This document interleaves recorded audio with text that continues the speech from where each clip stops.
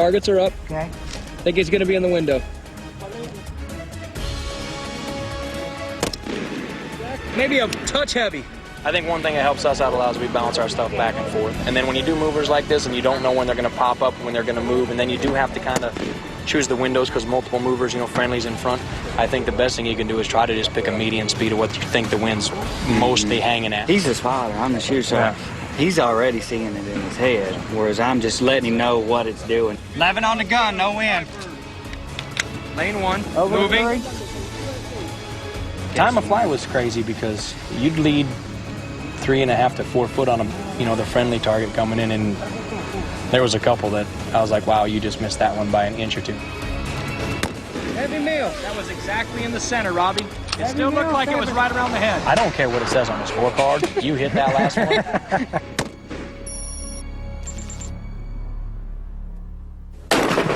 Coming up on Top Sniper. I've never shot from a helicopter, but it looks tough. The only way to really make it work is to practice shooting out of a helicopter while it's moving. I'm hoping we can pick up some serious points. Here at the International Sniper Competition, teams are preparing for one of the greatest marksmanship challenges of the competition. Together with a counter sniper event, the convoy live fire, and the stock. The aerial shoot represents a highlight of this training experience. In this event, each team will be engaging targets on the ground from a moving helicopter. It is something few teams ever get to train for, because typically the weapon of choice to fire from a helicopter is a machine gun. But with a lot of situations, that's actually an overkill, and you actually can't use that weapon system. So in that case, an airborne sniper will actually become a very, very good weapon system. I've never shot from a helicopter, but it looks tough. And I think there's a lot of reasons why. They have to take everything into consideration. If all they do is go out and they lay down and they shoot prone supported at a stationary target, then they're not going to get the full effect of what it would take to fire this platform. Yeah, we're looking forward to it. It's going to be fun. It's going to be great. But that's not a thing we use in Denmark. Or we don't have helicopters. Ever use it. We don't have helicopters only for special forces. They definitely have to practice moving targets. They'd have to practice angle firing. They have to practice shooting in high winds. And the only way to really make it work is to practice shooting out of a helicopter while it's moving. As in the moving target event, teams will be required to utilize the scientific principles of lead to adjust their fire and get rounds on target. However, when firing from a moving platform, the principles are reversed. If you're engaging a man-sized target, the static on the floor, in a supporting fire role, what you've now got the problem of is a reverse situation. Instead of lead, you're now looking at what we call lag. So now I'm actually going to aim behind the target because I'm physically moving forward, not the target. And now my shot is going to come forward with the momentum of the aircraft and is actually going to meet my target at the same point of the ground where he is actually static. Almost a complete reverse of what a sniper would do normally when he's static on the floor and he's shooting at a moving target. Anything to do with shooting, apart from very few people, is known as a perishable skill. You must keep on top of it, you must train, or you're just not going to be any good at it. It's pretty much you're going to see a whole bunch of run and gun type of deal. The bird's going to fly by, and the guys are just going to squeeze off bullets, and hopefully 1 out of 30 will hit. Unless they've practiced shooting this type of event, a lot of times units are limited to what they can use their aircraft for. For a 2-man or 6-man sniper team out of a battalion trying to train on this, they have to beg, borrow, and steal airtime. Those that do get time to train, the main obstacles they've got really is familiarity with the aircrew and familiarity with the aircraft itself. It almost takes a lot of time and teamwork between an air crew and a gun crew to get it down to have that perfected art, because number one, the communications is paramount. Well, I've been a helicopter pilot for about 14 years, but also having a little bit of a background as a shooter helps with this type of training a great deal. In a lot of cases, aviators and special operations shooters and snipers don't understand each other's language. For instance, if he doesn't understand what left trim means, every helicopter in the world knows what that means, but the shooters may not.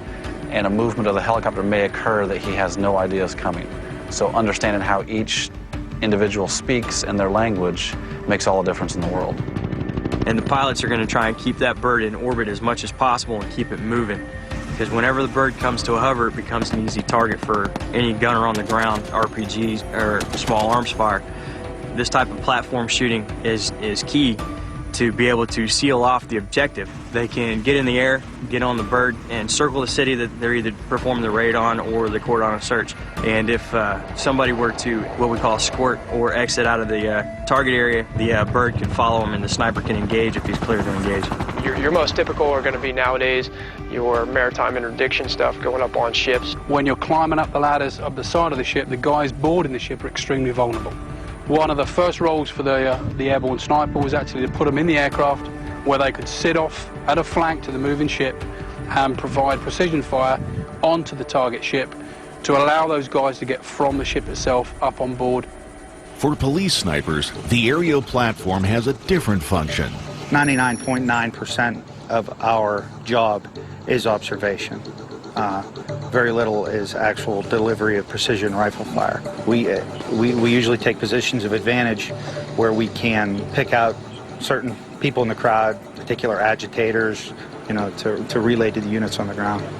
We had a familiarization flight with the state police on some training about 4 months ago, but there was no engagement there was no shooting. So that's a very important thing right there, is just the real-time intel that a surveillance or a sniper can relay back to the unit commander, let alone his ability to place a precision shot on a target.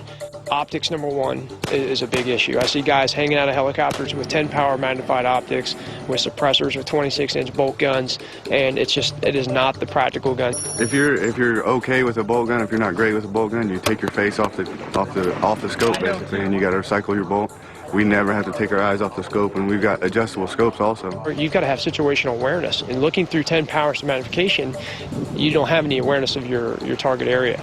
So next thing you know, you're engaging this guy, but he's running into a crowd of innocent people, which you didn't see coming because you were sucked through a scope instead of having zero magnification, being able to focus on the target itself. If you have an adjustable scope, you can back it off a little bit, and you can see that splash on the impact area, but the guys who are 10 power zoom straight in there, all they're going to see is the target, and they'll never see where they're hitting. So having an adjustable scope is definitely a big advantage in aerial shoot. You put those kind of optics on those guns, and I guarantee they're going to start getting not only first-round hits, but faster target acquisition, faster follow-up shots, and their accuracy is going to increase. No matter what equipment is available to the team, the fact remains that the aerial event is an extreme challenge. The spotter's going to be on one side of the bird and the sniper's going to be on the other, so you're going to have to be able to spot where your own rounds are going, so you're going to have to be able to make your own adjustments. You're not going to see the trace through your own rifle scope. You've got to take consideration your forward moving speed, the movement of the helicopter, the ballistics of the bullet itself that you're already shooting, the wind from the rotor wash, the weapon system that you're shooting, plus the steep angle that you're shooting from. This is probably one of the tougher things you're going to do here, but this is probably the coolest thing you could do in combat.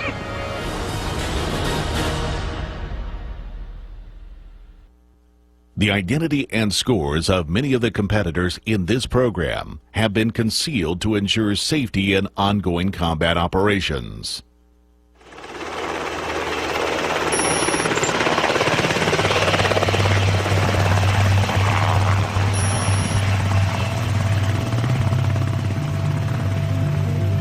Entry and exit of the helicopter.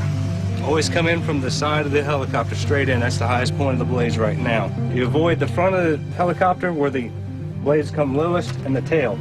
The tail rotor can kill you as well.